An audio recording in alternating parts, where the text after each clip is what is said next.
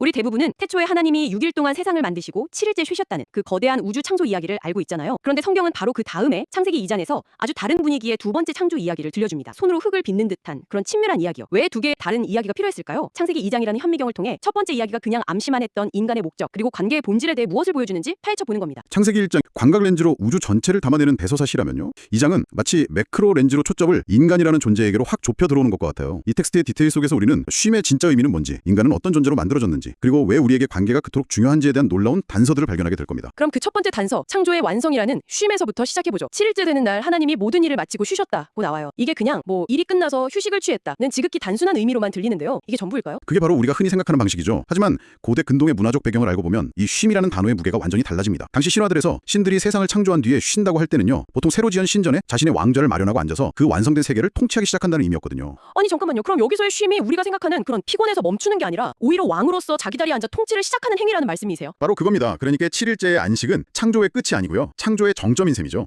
하나님이 우주라는 거대한 성전의 왕좌에 오르시는 약간 대관식 같은 장면으로 볼 수 있습니다. 이 날을 복 주시고 거룩하게 하셨다는 건 이 질서와 통치가 이 세계의 근본적인 리듬이 되어야 함을 선포하는 거고요. 우리가 생각하는 수동적인 휴식과는 차원이 다른 아주 역동적인 개념입니다. 그 관점으로 보니까 완전히 새롭게 느껴지네요. 안식일이라는 게 단순히 일을 멈추는 날이 아니라 완성된 질서와 그 통치자를 기억하고 기념하는 날이 되는 거군요. 이렇게 완벽하게 질서가 잡힌 우주가 펼쳐졌는데 텍스트가 바로 다음 구절에서 갑자기 땅에는 아직 풀과 나무가 돋아나지 않았다고 말해요. 방금 모든 게 완성되었다고 했는데 말이죠. 이건 마치 모순처럼 들리는데요. 이 완벽한 세상에 대체 뭐가 빠져 있었던 걸까요? 그게 바로 인간의 역할에 대한 아주 중요한 복선입니다. 세상은 물리적으로 완성되었을지 몰라도 아직 생명이 만개하지는 못했다는 거죠. 그 이유가 결정적으로는 땅을 경작할 사람도 없었기 때문이라고 텍스트는 명확히 지적합니다. 즉, 이 세계는 인간이라는 파트너가 와서 돌보고 가꿀 때 비로소 그 잠재력을 온전히 터뜨릴 수 있도록 설계되었다는 뜻이에요. 그러니까 인간은 그냥 완성된 무대에 던져진 존재가 아니라 무대를 완성시키는 핵심적인 역할을 부여받은 거군요. 그리고 마침내 그 주인공이 등장합니다. 하나님이 땅의 흙으로 사람을 빚으시고 그 코에 생명의 숨을 불어넣으셨다. 여기서 흙으로 만들어졌다는 점이요. 현대인의 귀에는 이게 좀 초라하게 들릴 수도 있을 것 같아요. 우리는 그저 흙에 불과하다. 이런 식으로요. 의도된 의미가 그런 걸까요? 아주 중요한 질문입니다. 여기서 히브리어 원문의 말맛을 알면 그 깊이가 더해져요. 사람을 뜻하는 히브리어는 아담이고요. 아담. 그리고 흙 또는 땅을 의미하는 단어는 아다마입니다. 아다마. 발음이 거의 같네요. 네, 이건 언어 유희를 통해 인간과 땅의 본질적인 연결을 보여주는 거예요. 우리가 비천하다는 뜻이 아니라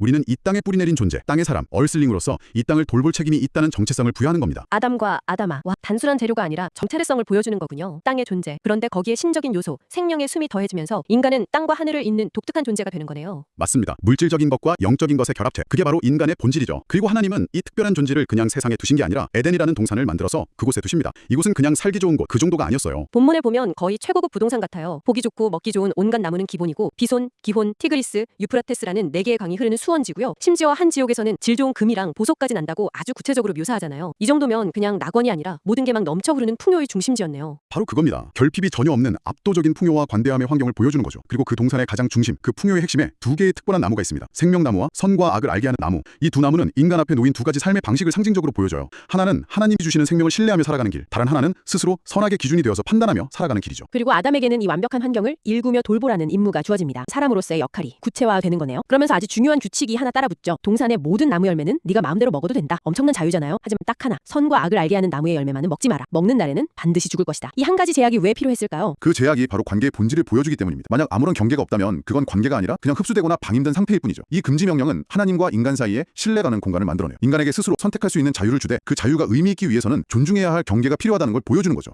이 경계 안에서 비로소 진정한 사랑과 신뢰의 관계가 가능해지는 겁니다. 관계를 위한 경계라 흥미롭네요. 그리고 그 명령 바로 다음에 창조 이야기 전체에서 처음으로 부정적인 평가가 나옵니다. 하나님이 사람이 혼자 있는 것이 좋지 않다고 말씀하세요. 지금까지 모든 걸 보시고 좋았다고 하셨는데 처음으로 좋지 않다는 말이 나온 순간입니다. 이건 정말 극적인 전환인데요. 모든 것이 완벽해 보이는 에덴 동산에도 결핍이 있었던 겁니다. 바로 관계의 부재죠. 이것은 인간이 홀로 완전해질 수 없는 존재, 본질적으로 관계를 맺도록 창조된 존재임을 극명하게 보여주는 선언이에요. 그런데 하나님이 이 문제를 해결하시는 방식이 좀 독특해요. 바로 여자를 만들어주시는 게 아니라 온갖 들짐승과 새들을 아담에게 데려오시죠. 아담은 그 동물들에게 이름을 지어주고요. 이건 마치 좀 비효율적인 중매 과정처럼 보이기도 하는데요. 하나님이 짝이 아닌 걸 모르셨을 리도 없고요. 여기서 진짜 일어나고 있는 일은 뭔가요? 이건 아담을 위한 교육 과정이라고 볼 수 있습니다. 아담은 모든 피조물에게 이름을 붙여주는 행위를 통해 그들을 다스리는 자신의 독특한 지위를 확인해요. 동시에 그 어떤 존재도 자신과 동등한 파트너가 될 수 없다는 사실을 스스로 아주 절실하게 깨닫게 되는 과정이죠. 자신의 외로움의 깊이를 스스로 직면하게 만드는 겁니다. 그래야만 진정한 파트너가 나타났을 때 그 가치를 온전히 알아볼 수 있으니까요. 아, 필요를 먼저 깨닫게 하는 과정이었군요. 그리고 마침내 하나님이 아담을 잠들게 하신 후에 그의 갈빗대 하나로 여자를 만드십니다. 이 갈빗대라는 상징도 참 많은 해석을 낳았죠. 네, 여기서도 원어를 살펴보면 아주 재미있는 점을 발견할 수 있어요. 갈빗대로 번역된 히브리어 첼라, 다른 곳에서는 건물의 옆면이나 기둥을 의미하는 단어로도 쓰입니다. 단순히 뼈다귀 하나를 떼어냈다는 의미를 넘어서는 거죠. 건물의 옆면이나 기둥이요? 와, 그럼 여자는 남자에게서 나온 작은 일부가 아니라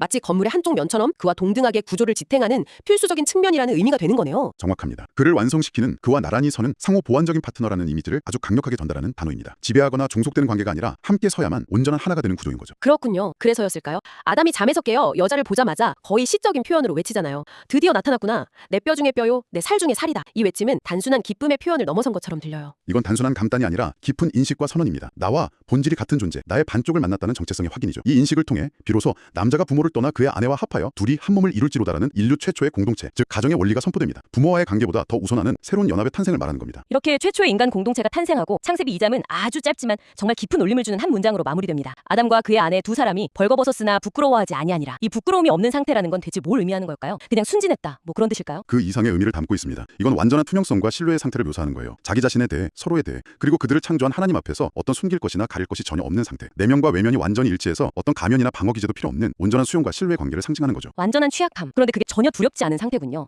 완전한 신뢰 안에서만 가능한 취약함이죠. 그리고 이 한 문장은 바로 다음 장인 창세기 3장에서 일어날 비극적인 사건과 아주 날카로운 대조를 이룹니다. 자, 그럼 이 모든 게 무엇을 의미할까요? 오늘 우리는 창조의 완성으로서의 쉼이 사실은 왕의 통치 시작이라는 것에서부터 시작했죠. 흙과 숨으로 빚어진 인간, 즉 땅과 하늘을 잇는 존재, 그리고 그를 위해 완벽하게 준비된 에덴 동산, 또 관계를 위해 주어진 자유와 경계, 그리고 마침내 부끄러움 없는 완전한 연합까지 따라와 봤습니다. 이 오래된 이야기가 지금 당신에게는 어떤 생각의 씨앗을 남겼나요?